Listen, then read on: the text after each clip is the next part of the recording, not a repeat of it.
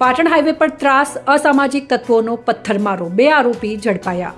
Patan Sihori highway પર સરસ્વતી તાલુકાના નાયતા ગામ નજીક અસામાજિક તત્વોએ રાત્રિના સમયે વાહનો પર પથ્થરમારો કર્યો।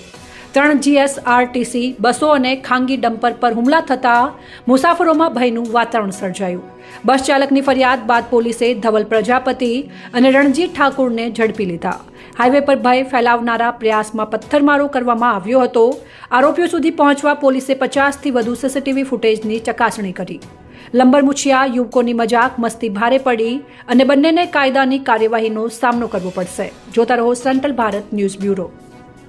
સરસ્વતી પોલીસ સ્ટેશન વિસ્તારમાં જે સિહોરી પાટણ હાઈવે આવેલો છે તેના મોટા નાયતા ગામ નજીક એક એસટી બસ કે જે શામળાજીથી દિયોદર જતી હતી, આ બસ ઉપર અજાણ્યા ઈસમોએ કોઈપણ કારણ વગર છૂટા પથ્થરો મારી અને ગાડીની કાચ તોડી અને નુકસાન કરેલ। આ જ રીતે તેમણે બીજી અન્ય 2 બસો અને એક ટર્બો ટ્રકને પણ છૂટો પથ્થરમારો કરી હાલ જે આ 2 આરોપીની ધરપકડ કરવામાં આવેલ છે તેની પૂછપરછમાં એવું ખુલવા પામેલ છે કે પોતાનો વિકૃત આનંદ સંતોષવા માટે અને રાત્રિના સમય દરમિયાન હાઈવે રોડ ઉપર જે રાહદારીઓ અને વાહન ચાલકો પસાર થાય છે તેમાં ભયનો માહોલ ઊભો કરવા માટે તેમણે છૂટા પથ્થરમારો કરી અને કાચની તોડફોડ કરેલ છે।